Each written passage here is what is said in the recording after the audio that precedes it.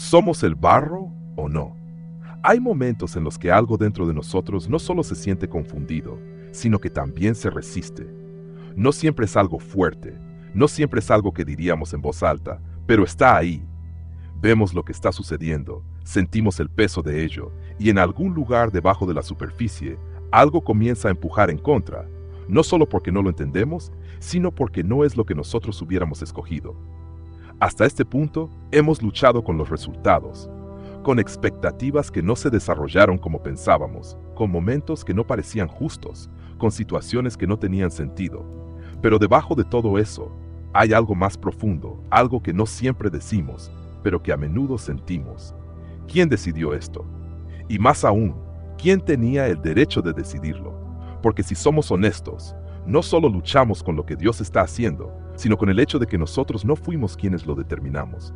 Y eso revela algo que no siempre vemos con claridad, no sobre la situación, sino sobre nuestra posición. La Escritura no deja esa pregunta abierta. Palabra del Señor que vino a Jeremías, diciendo, levántate y desciende a la casa del alfarero, y allí te haré oír mis palabras. Entonces descendí a la casa del alfarero, y he aquí, él estaba trabajando sobre la rueda. Jeremías capítulo 18, versículos 1 al 3. Dios no comienza con una explicación. Le da a Jeremías una imagen, un alfarero, una rueda, un trozo de barro siendo formado en una vasija. Y la vasija de barro que él hacía se echó a perder en la mano del alfarero, así que volvió a hacer de ella otra vasija, según le pareció mejor al alfarero hacerla. Jeremías capítulo 18, versículo 4. El alfarero ve algo en la vasija y la vuelve a formar según su voluntad, no según la preferencia del barro, no según lo que el barro esperaba, sino según le pareció mejor al alfarero. Entonces Dios habla, ¿no puedo yo hacer con vosotros como este alfarero?, declara el Señor.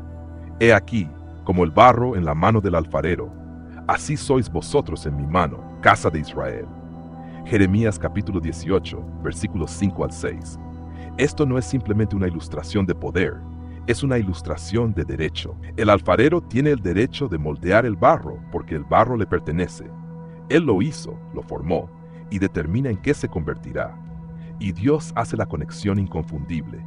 Como el Creador, Él tiene ese mismo derecho sobre su creación. No una autoridad parcial, no un control compartido, sino el derecho de determinar lo que será edificado y lo que será derribado. En un instante puedo hablar contra una nación o contra un reino, para arrancar, para derribar y para destruirlo. Jeremías capítulo 18, versículo 7. Y en otro instante puedo hablar acerca de una nación, un reino, para edificarlo y plantarlo. Jeremías capítulo 18, versículo 9. Él levanta naciones y las derriba. Usa a una para juzgar a otra. No les da explicaciones por cómo lo hace. Él es el alfarero. Y aquí es donde el peso de esto comienza a sentirse, porque no se trata solo de naciones, se trata de posición, creador y creación, autoridad y expectativa, obligación que fluye de quién es Él y quiénes somos nosotros. Si Él es quien nos hizo, entonces tiene el derecho de definir lo que espera de nosotros. Y si tiene el derecho de definir lo que espera, entonces no estamos en una posición para negociar con Él sobre eso. Vivimos bajo ello. La Escritura lleva esto aún más lejos. Pero ¿quién eres tú, oh hombre, que le contestas a Dios? ¿Dirá acaso lo moldeado al que lo moldeó? ¿Por qué me hiciste así? Romanos capítulo 9, versículo 20. Esa pregunta no invita al debate, revela la posición. El barro no está en posición de cuestionar al alfarero, no porque carezca de inteligencia o perspectiva, sino porque no es quien se formó a sí mismo.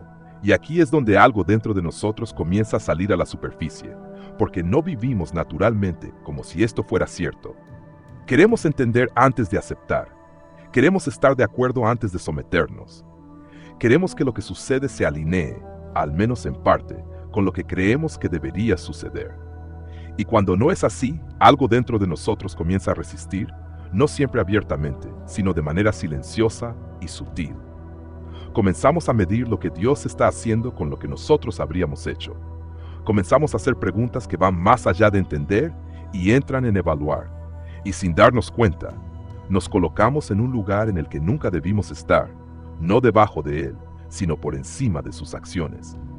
Aquí es donde se cruza la línea.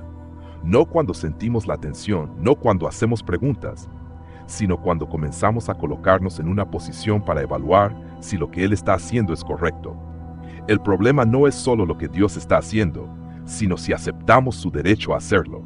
Y eso no siempre es fácil de enfrentar, porque vivimos en un mundo donde la elección se siente central, y en muchos sentidos lo es.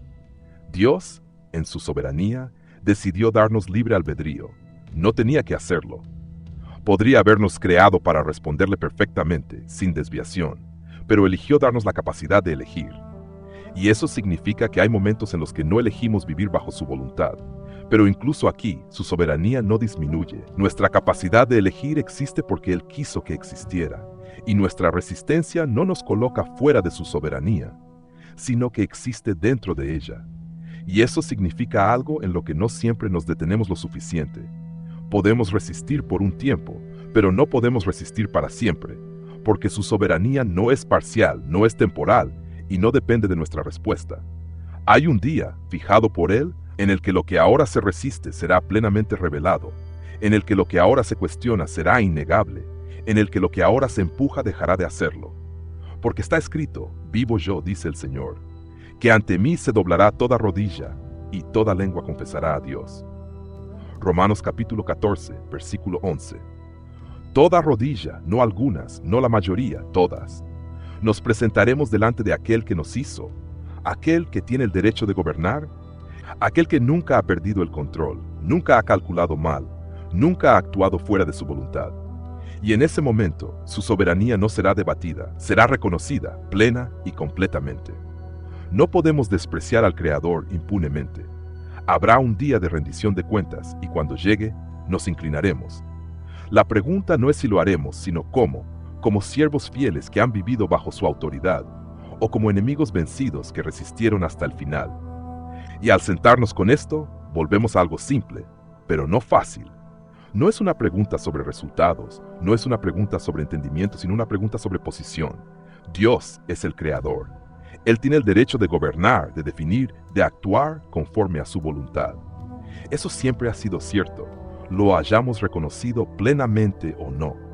Pero aquí es donde comienza a encontrarnos personalmente. ¿Dónde hemos resistido silenciosamente ese derecho? ¿Dónde nos hemos encontrado midiendo lo que Él hace con lo que creemos que debería suceder? ¿Y dónde hemos comenzado, aunque sea de manera sutil, a pasar de vivir bajo Él a evaluarlo? Esto no se trata de tener todas las respuestas, no se trata de resolver cada tensión, se trata de reconocer quién es Él y dónde estamos nosotros delante de Él. Y desde ese lugar, algo comienza a cambiar. No porque todo ahora tenga sentido, sino porque ya no estamos parados en la posición equivocada. Al sentarte con esto hoy, toma un momento para reflexionar sobre dónde esta tensión ha surgido en tu vida. Y si estás dispuesto, comparte tus reflexiones o preguntas en los comentarios para que podamos aprender y caminar juntos en este camino.